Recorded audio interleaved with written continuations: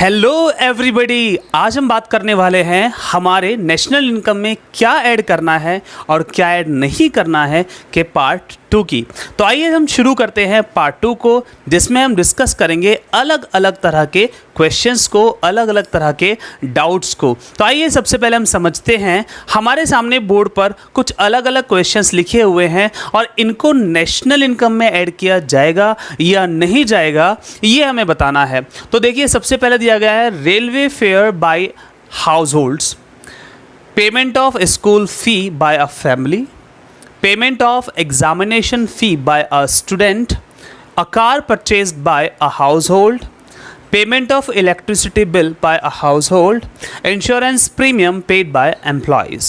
तो देखिए, ये जितने भी एग्जाम्पल्स हमें दिए गए हैं ये सारे कहलाते हैं प्राइवेट फाइनल कंजप्शन एक्सपेंडिचर, यानी कि ये सब प्राइवेट फाइनल कंजप्शन एक्सपेंडिचर का एक पार्ट है। अब बात ये आती है प्राइवेट फाइनल कंजप्शन एक्सपेंडिचर कैसे। तो देखिए, किसी भी हाउस होल्ड के द्वारा या किसी भी इंडिविजुअल के द्वारा अपनी रिक्वायरमेंट्स को, अपनी इच्छाओं को पूरा करने के लिए गुड्स एंड सर्विसेज पर जो भी खर्चा किया जाता है उसको प्राइवेट फाइनल कंजप्शन एक्सपेंडिचर कहते हैं। अब आप यहाँ देखिए, रेलवे फेयर दिया हाउस होल्ड ने, यानी कि हाउस होल्ड को ज़रूरत थी तो उन्होंने रेलवे फेयर दिया है, तो ये क्या है, प्राइवेट फाइनल कंजप्शन एक्सपेंडिचर है। वही अगर हम बात करते हैं स्कूल फी दी, तो क्योंकि उन्हें अपनी फैमिली को, अपने बच्चों को एजुकेशन प्रोवाइड करवानी थी तो उन्होंने क्या किया, स्कूल फी पे की, ये भी क्या है, प्राइवेट फाइनल कंजप्शन एक्सपेंडिचर है। पेमेंट ऑफ एग्जामिनेशन फ़ी, किसी स्टूडेंट ने एजुकेशन पाने के लिए, एग्जामिनेशन देने के लिए फ़ी पे की है तो ये भी प्राइवेट फाइनल कंजप्शन एक्सपेंडिचर है। एक हाउस होल्ड ने कार परचेज की है तो हाउस होल्ड गुड्स को परचेज करे या सर्विसेज को परचेज करे, गुड्स चाहे ड्यूरेबल हो, सेमी ड्यूरेबल हो या नॉन ड्यूरेबल हो, अगर हाउस होल्ड के द्वारा या किसी इंडिविजुअल के द्वारा या किसी एम्प्लॉय के द्वारा खरीदी गई है तो इसको कहा जाएगा प्राइवेट फाइनल कंजप्शन एक्सपेंडिचर और इनको नेशनल इनकम में ऐड किया जाएगा। तो मान लीजिए अभी आ जाता है payment of electricity bill bye a house hold. मैं सिर्फ एक एग्जांपल से समझा रहा हूं, बाकी सबका आंसर एक ही है। Payment of electricity bill bye a house hold, क्योंकि हाउस होल्ड ने इलेक्ट्रिसिटी को यूज़ किया है अपने पर्सनल यूज़ के लिए, बिल पे करने वाले भी हाउस होल्ड हैं, तो ये बन जाएगा प्राइवेट फाइनल कंजप्शन एक्सपेंडिचर और हमारा आंसर आएगा yes, it will be included because it is a part of private final consumption expenditure और private final consumption expenditure को national income में ऐड किया जाता है। तो आई होप आपको ये समझ में आ गया होगा कि अगर इस तरह के क्वेश्चंस आते हैं या हाउस होल्ड के द्वारा, एम्प्लॉय के द्वारा या किसी इंडिविजुअल के द्वारा गुड्स एंड सर्विसेज को खरीदा जाता है तो ऐसा जो भी एक्सपेंडिचर होता है ये सारा एक्सपेंडिचर बन जाता है प्राइवेट फाइनल कंजप्शन एक्सपेंडिचर, ठीक है। और जब ये प्राइवेट फाइनल कंजप्शन एक्सपेंडिचर आता है तो हम इसको नेशनल इनकम में ऐड करते हैं। तो आइए समझते हैं कुछ आगे के एग्जांपल्स को। आइए समझते हैं अब इन दिए हुए पॉइंट्स को। पहली बात, expenditure on free education by the government, government खर्चा कर रही है लोगों को फ्री एजुकेशन देने में, ऐड करेंगे या नहीं। Expenditure on water supply bye the government, water supply, जितने भी पब्लिक प्लेसेस होते हैं वहाँ सरकार वाटर सप्लाई प्रोवाइड करा रही है, ऐड करेंगे या नहीं करेंगे। एक्सपेंडिचर ऑन स्ट्रीट लाइटिंग, जितने भी स्ट्रीट लाइटिंग लगी हुई है सरकार प्रोवाइड करा रही है, उस पर जो खर्चा है वो ऐड होगा या नहीं होगा।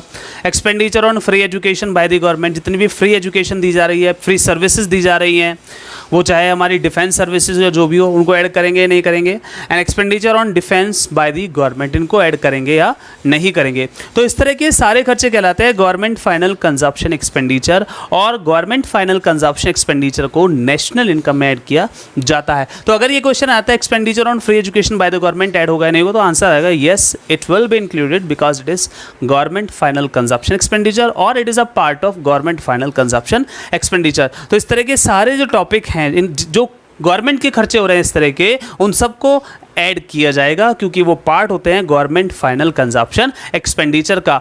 आई होप आपको प्राइवेट फाइनल कंजप्शन एक्सपेंडिचर और government final consumption expenditure in example से समझ में आ गया होगा। बेसिकली हमने वो एग्जांपल्स लिए हैं जो बहुत ज़रूरी है, बहुत इंपॉर्टेंस रखते हैं।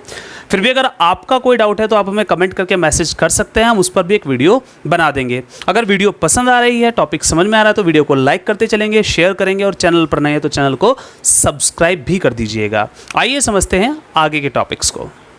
समझते हैं इन टॉपिक्स को। देखिए यहाँ पर पॉइंट्स दिए गए हैं, expenditure on scholarship by the government, expenditure on old age pension, gifts from abroad, financial help to earthquake victims, expenditure on providing subsidy. देखिए ये सब क्या है, इनको हम ट्रांसफ़र इनकम्स या पेमेंट्स कहते हैं। अगर हम खर्च कर रहे हैं तो ट्रांसफ़र पेमेंट्स है, और अगर हम पा रहे हैं तो ट्रांसफ़र इनकम है। फॉर एग्जांपल यहाँ खर्च हुआ तो ट्रांसफ़र पेमेंट है, यहाँ खर्च हुआ तो ट्रांसफ़र पेमेंट है, बट क्योंकि यहाँ रिसीव हो रहा है, गिफ्ट आ रहा है, तो ये ट्रांसफ़र इनकम है। ट्रांसफ़र इनकम या ट्रांसफ़र पेमेंट को, अगर ट्रांसफ़र पेमेंट है तो वन साइडेड पेमेंट है या वन साइडेड इनकम है। और क्योंकि इनसे गुड्स एंड सर्विसेज का फ्लो नहीं होता है, यानी कि ट्रांसफ़र पेमेंट और ट्रांसफ़र इनकम ये गुड्स एंड सर्विसेज के फ्लो को नहीं लाती हैं, तो इसीलिए इनको ऐड नहीं किया जाता। As transfer payments do not lead to the flow of goods and services, so these are not included, इन्हें ऐड नहीं किया जाता। तो अगर मान लीजिए क्वेश्चन आता है, ये क्वेश्चन आता है एक्सपेंडिचर ऑन प्रोवाइडिंग सब्सिडी, तो हमारा आंसर आएगा no, it will not be included as it is transfer payment, right. अगर आता है expenditure on scholarship by the government, तो इसको भी ऐड नहीं करेंगे, क्योंकि ये भी क्या है, ये है transfer payment, one sided payment है। और क्यों ऐड नहीं करेंगे, it does not lead to the flow of goods and services, ठीक है। This is the basic reason behind. चलते हैं नेक्स्ट पॉइंट्स को समझने के लिए। Let's understand these points here. पहला पॉइंट दिया गया है, purchase of a machine by a firm. एक फर्म ने एक मशीन खरीदी, तो उसके पास तो एसेट्स आ रहे हैं ना, तो ये क्या है, ये है capital formation. Purchase of a tractor by a farmer, farmer ने ट्रैक्टर खरीदा, capital formation. Construction of a school building, assets बन रहे हैं, capital formation. Construction of a bridge, capital formation. Addition of stock during year, year में stock बढ़ाना, capital formation. यानी कि जब भी हम अपने एसेट्स क्रिएट करते हैं तो इन पर होने वाला खर्चा कैपिटल फॉर्मेशन कहलाता है। फिर चाहे कोई नई बिल्डिंग बना रहे हो, कोई मशीन खरीद रहे हो, तो क्या होता है, इस पर होने वाला खर्चा यानी कि कैपिटल फॉर्मेशन पर होने वाला खर्चा कहलाता है इन्वेस्टमेंट एक्सपेंडिचर, और इन्वेस्टमेंट एक्सपेंडिचर को नेशनल इनकम में ऐड किया जाता है।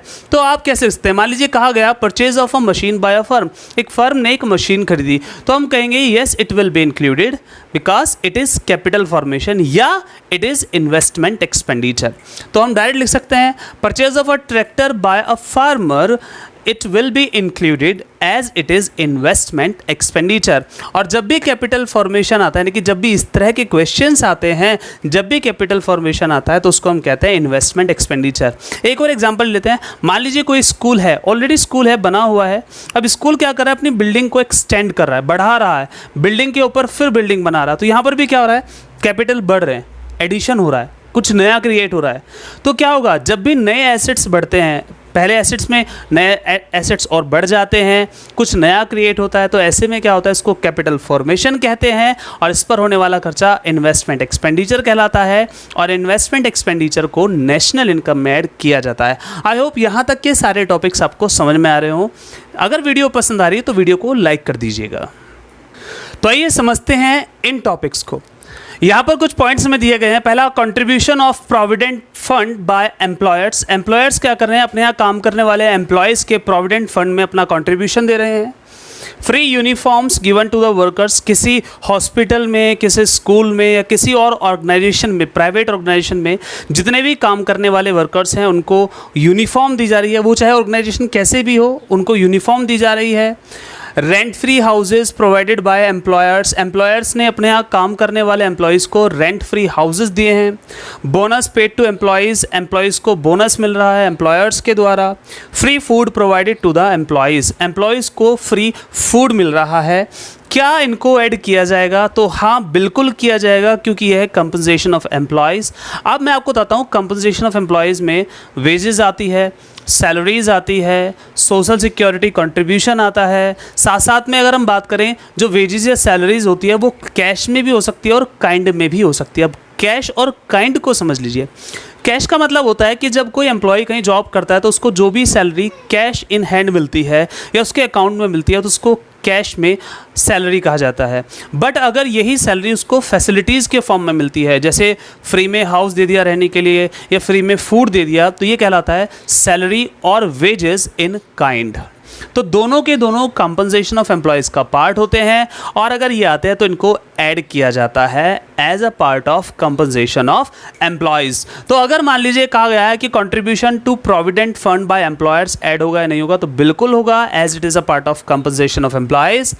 Free uniform given to the workers बिल्कुल ऐड होगा क्योंकि as it is a part of compensation of employees. Rent free houses, देखिए मैंने कहा ये कहलाता है पेमेंट इन काइंड, ठीक है ना, नॉट इन कैश। तो रेंट फ्री हाउसेज दिए गए हैं किसको, एम्प्लॉयर्स ने दिया है एम्प्लॉयज़ को, तो इसको ऐड करेंगे, बिल्कुल ऐड करेंगे क्योंकि ये भी क्या है, कंपनसेशन ऑफ एम्प्लॉयज़ है। बोनस ऐड होगा क्योंकि ये भी क्या है, कंपनसेशन ऑफ एम्प्लॉयज़ है। फ्री फूड ऐड होगा क्योंकि ये भी क्या है, पेमेंट इन काइंड है, और उसको भी ऐड करेंगे क्योंकि ये भी क्या है, कंपनसेशन ऑफ एम्प्लॉयज़ है। नाउ आज के इस वीडियो में हमने जितने भी टॉपिक कवर किए हैं ये बहुत इंपॉर्टेंट है। अगर आपको लगता है कि कोई ऐसा टॉपिक है जो आप जानना चाहते हैं तो आप हमें कमेंट करके बता सकते हैं। रिमेनिंग कुछ टॉपिक्स को हम कवर करेंगे हमारी नेक्स्ट वीडियो में। आज की वीडियो में इतना ही। आज के वीडियो अगर आपको पसंद है तो वीडियो को लाइक कर दीजिएगा, शेयर कर दीजिएगा और चैनल को सब्सक्राइब कर लीजिएगा। आज की वीडियो में इतना ही। Thank you for watching.